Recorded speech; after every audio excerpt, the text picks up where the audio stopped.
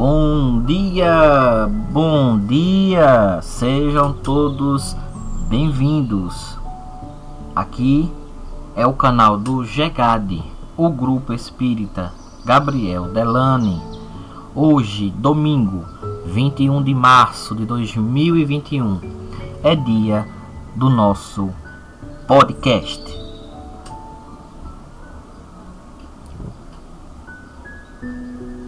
O nosso grupo espírita está localizado na rua Benjamin Larena, número 172, no bairro Divinópolis, aqui em Caruaru, na Rua das Oficinas 24 horas, nas proximidades da agência do INSS, paralela à Avenida Rui Barbosa.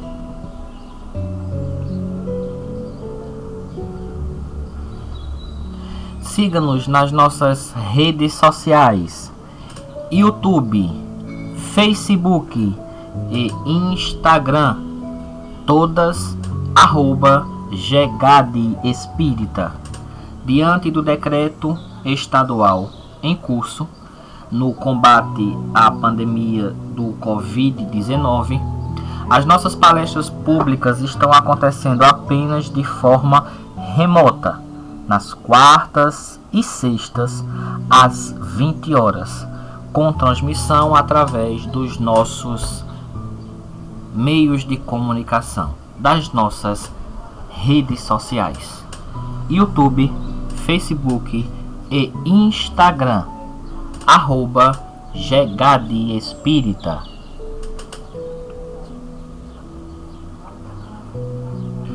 Hoje, o nosso podcast Espiritismo Presente recebe Valderi Ventura, que vai nos responder quem foi Allan Kardec. Seja bem-vindo, Valderi Ventura. Neste podcast, nós iremos falar a respeito do Senhor Allan Kardec. Ele foi o codificador do Espiritismo, com os ensinamentos que recebeu de espíritos superiores através de vários médiuns. Ele escreveu os 5 livros principais que se tornaria a base da doutrina espírita, na questão daquilo que foi apresentado como ensino dos espíritos. Esses livros foram o Livro dos Espíritos, o Livro dos Médiuns, o Evangelho segundo o Espiritismo, o Céu e o Inferno e a Gênese. Ele também deixou escritos inéditos, que foram reunidos, durante 21 anos após sua morte, e foi publicado o livro Obras Póstumas. Allan Kardec é o pseudônimo de um educador francês chamado Hippolyte Léon Denisard Rivail. Rivail nasceu em Lyon, na França, em 3 de outubro de 1804. Ele foi batizado na religião católica e começou a usar o pseudônimo de Allan Kardec. Muitos anos depois, quando ele entrou em contato com os fenômenos espíritas.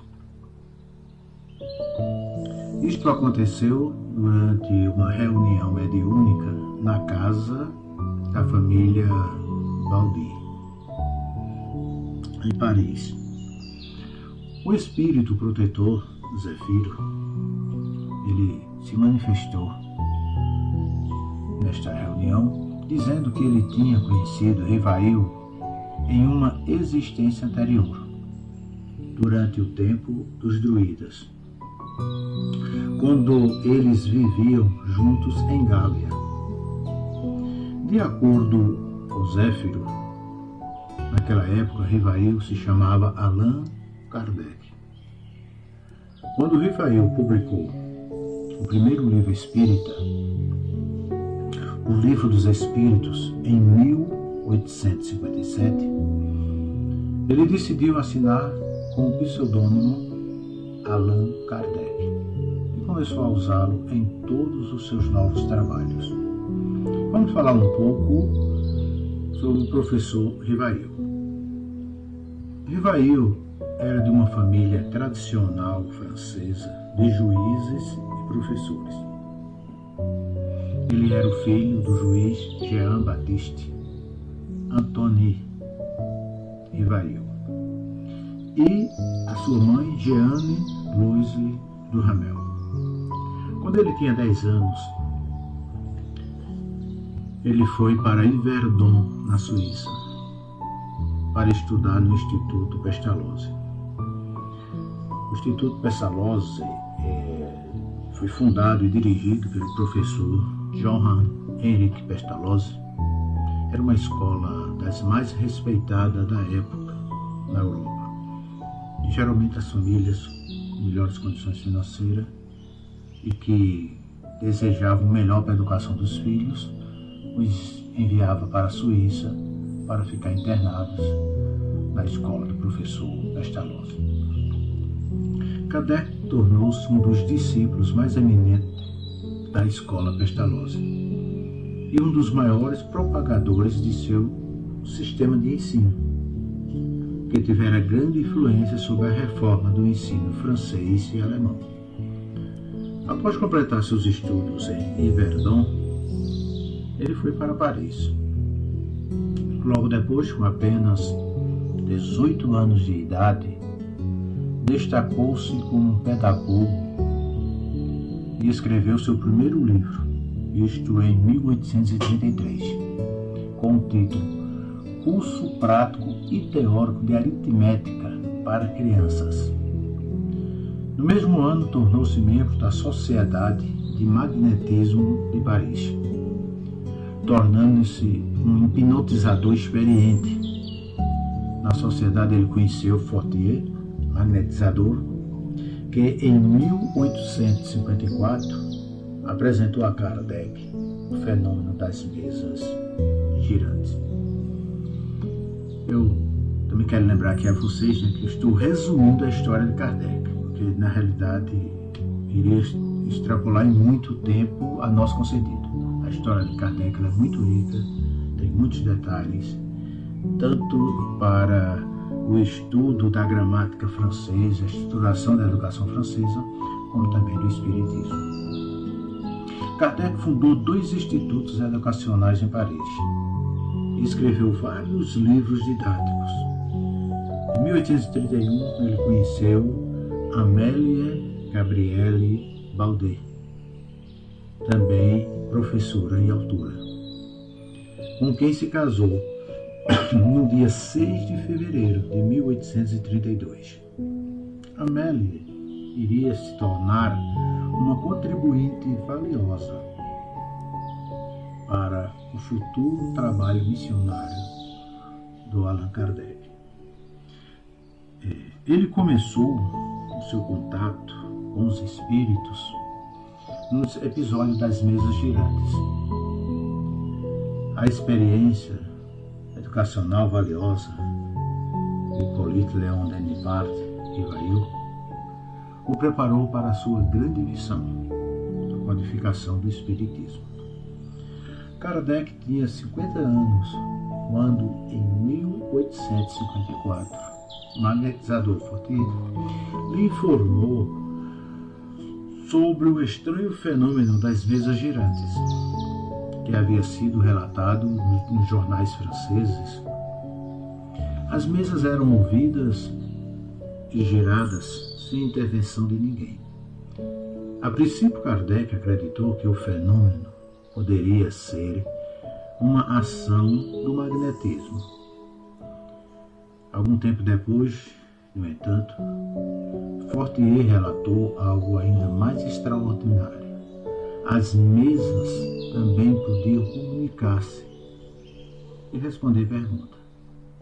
Agora, isto é outra coisa, Kardec respondeu. Acreditarei quando ouvir e quando me for provado que uma mesa tem cérebro para pensar, nervos para sentir e que pode se tornar um sonâmbulo, por exemplo. Até então, eu vou vê-las apenas como uma história para dormir. Evidentemente, ele estava bem descrente dessa história, principalmente por ser muito ligado a questões racionais e um homem de ciências. Em maio de 1855, ele testemunhou o fenômeno na casa da senhora Lane Mason e não mais duvidou. Ele diz: minhas ideias estavam longe de ser fundamentadas, mas havia um fato que devia ter uma causa. Ele presenciou e disse: aqui tem que ter uma causa por trás de tudo isto. Previ algo sério, além da aparente futilidade do tipo de jogo que havia sido feito destes fenômenos, diz Kardec. E também a revelação de uma nova lei, que eu prometi estudar mais a fundo. Foi daí então que ele começou a pesquisar esses fenômenos. Em reunião na casa da família Baldin, Kardec pôde observar os fenômenos com mais cuidado.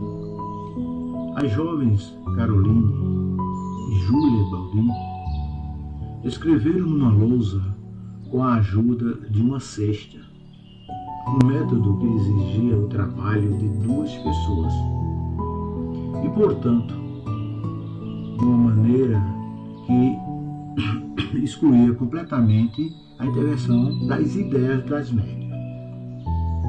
Lá ele viu várias comunicações e respostas às questões colocadas.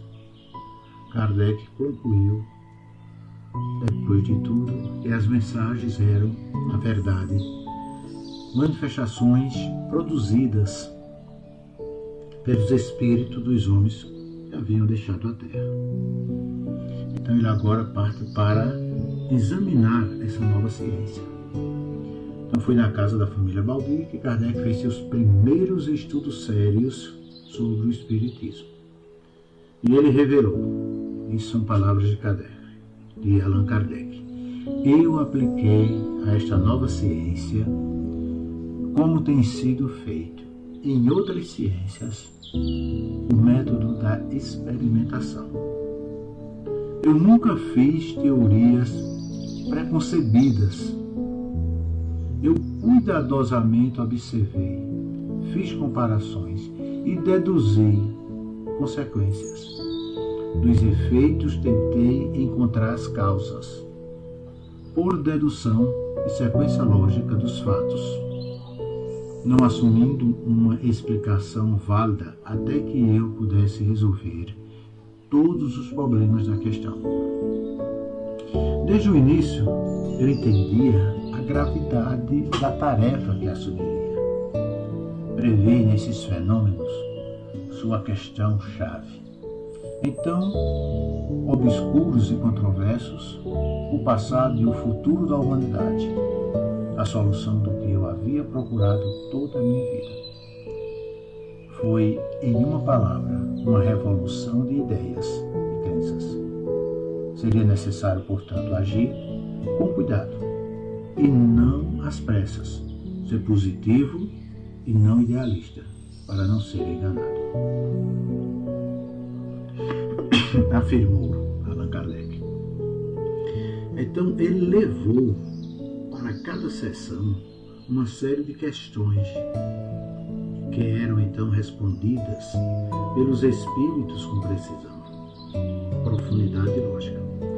As respostas se formaram e assumiram a proporção de uma doutrina, que o levaram a decidir publicá-las em um livro.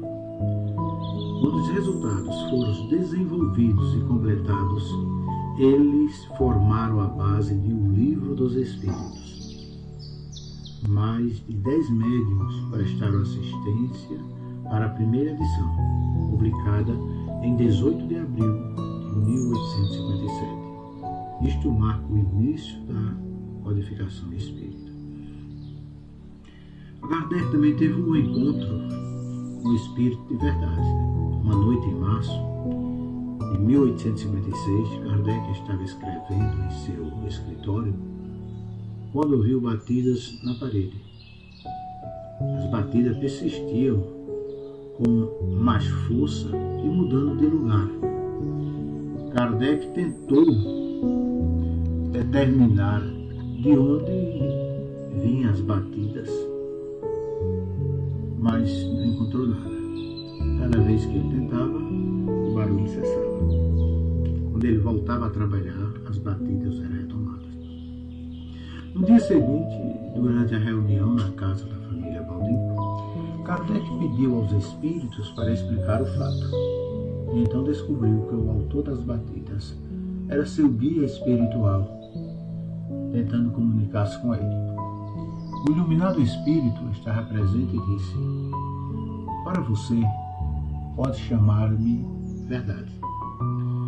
E todos os meses eu estarei aqui ao seu serviço por 1/4 de hora.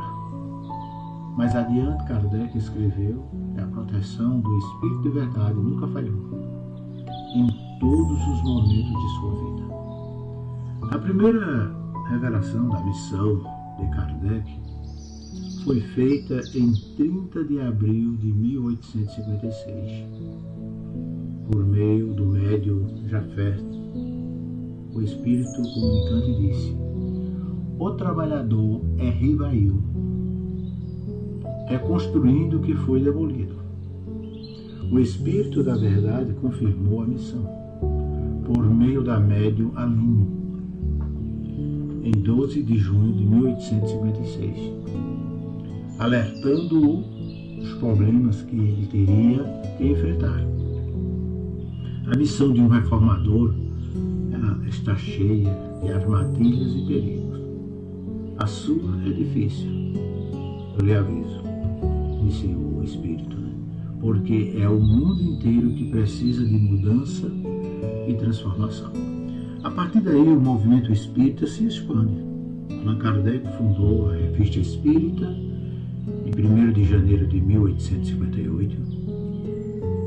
Seria, como ele próprio escreveu, uma revista gratuita para manter o público bem informado de todos os desenvolvimentos e eventos dentro da nova doutrina, impedindo exageros da credulidade, assim como o ceticismo. Em 1º de abril do mesmo ano, fundou a Sociedade Parisiense de Estudos Espíritas, que foi o primeiro grupo de estudo da doutrina. Em 1860, a Sociedade e a Revista Espírita se instalaram na Passage Sainte-Anne, no número 59. Allan Kardec praticamente vivia lá, escrevendo para revistas e jornais, publicando obras e recebendo visitantes. Em 15 de janeiro de 1861, ele publicou o Livro dos Médios, Base da Ciência do Espiritismo. Em 1864, ele lançou o Evangelho segundo o Espiritismo, que é o fundamento moral da doutrina. Em 1865, ele publicou o livro O Céu e o Inferno, uma análise da justiça divina segundo o Espiritismo. Em 1868, ele finalmente publicou a Gênesis, o último livro da codificação básica, na qual ele fala sobre a criação das leis do universo e explica sobre as previsões e os chamados milagres. Os milagres do Evangelho, que é representado no Evangelho, os quais, na visão espírita, são fenômenos naturais e compreendidos à luz da razão. Uma coisa que aconteceu, que divulgou muito o Espiritismo, a obra de Kardec, que era contra ele, foi o Ato de Fé de Barcelona. O movimento espírita encontrou muitas dificuldades e oposições. E uma das manifestações fortes contra a doutrina ficou conhecida como o Ato de Fé de Barcelona. Aconteceu na Espanha, em 9 de outubro de 1861. 300 livros e brochuras espíritas foram queimados na praça da cidade por ordem do bispo de Barcelona. Entre as publicações, encontraram alguns números da Revista Espírita, o Livro dos Espíritos, o Livro dos Médiuns e o livro que é o Espiritismo. O Espírito da Verdade falou sobre o evento e disse: a minha opinião é que este evento, o ato de fé, irá resultar num impacto muito mais elevado do que não ler alguns volumes. A perda de material é nada comparada aos ganhos que essa ação trará à doutrina. Na Revista Espírita de 1861, Kardec escreveu: graças a esta ação imprudente, todos na Espanha vão ouvir sobre o Espiritismo e vão querer saber o que é. Isso é o que queremos. Eles podem queimar livros, mas não suas ideias. E quando a ideia é grande e generosa, ela encontra milhares de corações dispostos a adorá-la. E realmente esse ato foi uma grande promoção para o Espiritismo, porque muitos que não estavam nem ali para o Espiritismo, isso chamou muita atenção e muitos procuraram literaturas espíritas para lerem. Concluindo essa breve apresentação sobre a vida de Allan Kardec, então aqui nos mostra o seu fim, como foi. O contrato de aluguel, onde a Sociedade Parisiense de Estudos Espíritas era localizado, estava chegando ao fim. Por isso Kardec decidiu levar seus pertences para seu próprio apartamento, na Vila Segura. Na manhã de 31 de março de 1869, em meio a preparações, ele sofreu um aneurisma. Ele deu uma edição da Revista Espírita a um funcionário da livraria, quando de repente ele inclinou-se para a frente e, sem dizer uma palavra, desencarnou aos 69 anos de idade. Amélie Baudet, sua esposa, estava nessa altura com 73 anos de idade. Ela continuou o trabalho do marido na Sociedade Parisiense de Estudos Espíritas e viveu até 1883, quando ela faleceu, sem terem herdeiro diretos, deixando todos os seus ativos para a Sociedade Espírita de Paris. No funeral de Kardec, em 2 de abril, Camille Flammarion fez um belo discurso. E eu vou ler aqui um trechinho do seu discurso.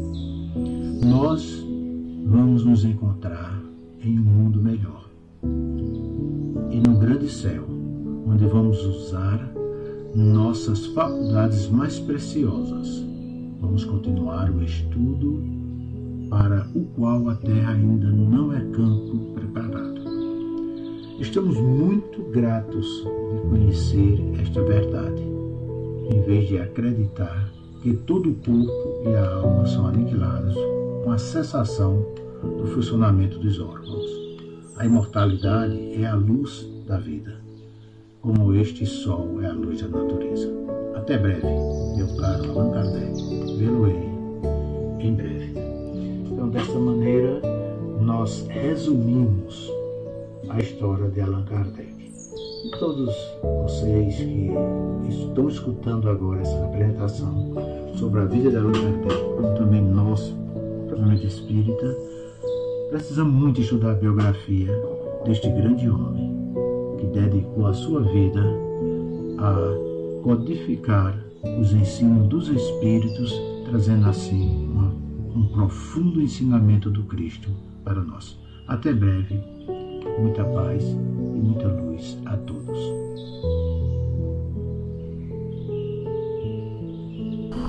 Agradecemos ao nosso amigo colaborador Valderi Ventura pela participação no podcast Espiritismo Presente, uma produção do GEGAD, o Grupo Espírita Gabriel Delany.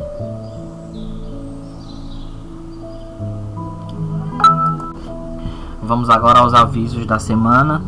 Nessa quarta-feira teremos como palestrante a trabalhadora da casa, Dulcineia Ribeiro, continuando o estudo do Evangelho segundo Mateus, por Emmanuel.